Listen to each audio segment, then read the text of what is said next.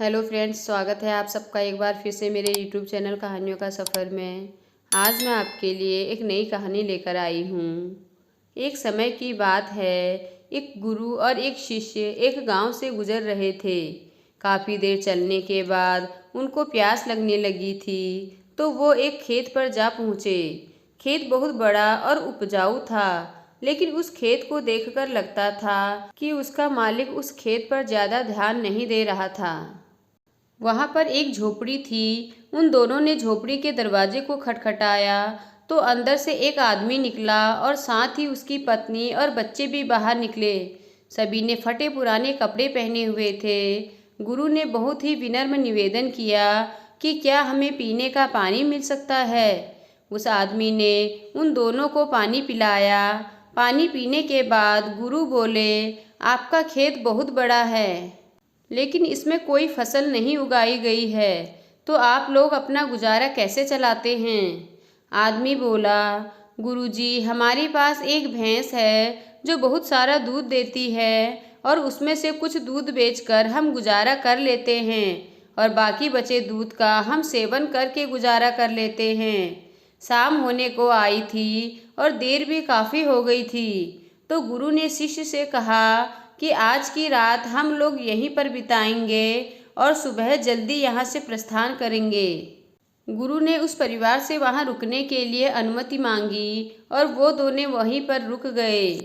आधी रात को गुरु ने शिष्य को जगाया और बोले, चलो हमें इसी वक्त यहाँ से आगे के लिए निकलना है और साथ ही इस परिवार की भैंस को साथ लेकर कहीं जंगल में छोड़ देते हैं।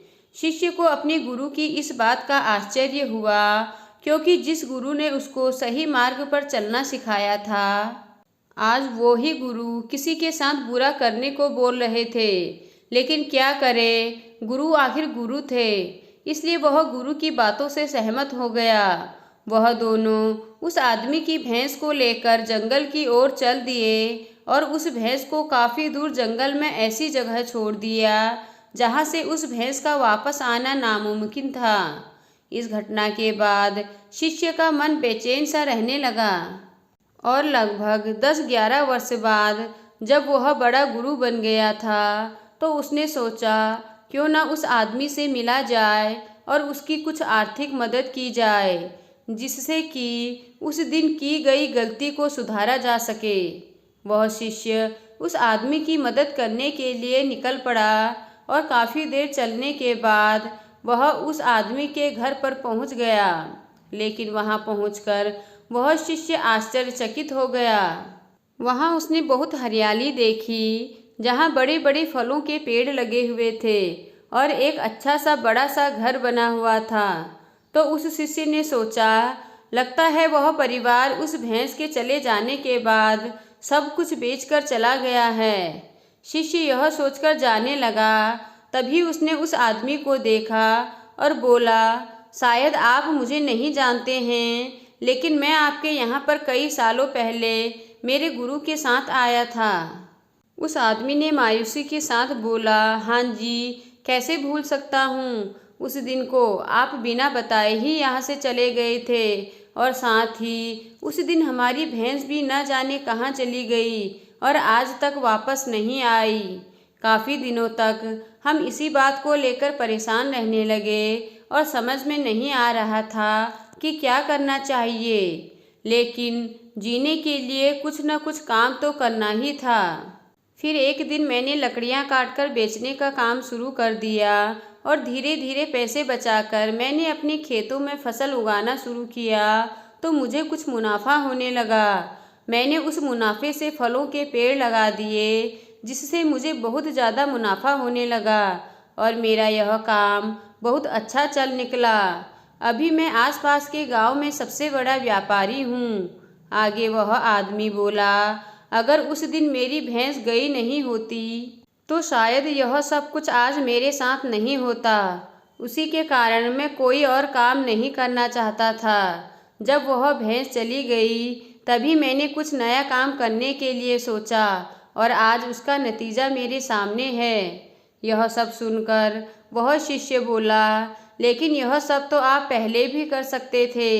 आदमी ने कहा, हाँ बिल्कुल कर सकता था, लेकिन उस समय मेरा काम बिना मेहनत किए ही चल रहा था और मुझे कभी लगा ही नहीं कि मैं यह काम करने के लिए सक्षम भी हूँ। इसलिए मैंने कभी कुछ अलग करने की कोशिश ही नहीं की। लेकिन जब मेरे पास कोई और चारा नहीं था तो मुझे लगा कि मुझे कोई दूसरा काम शुरू करना चाहिए जिससे कि मैं अपने परिवार का अच्छे से पालन पोषण कर सकूं।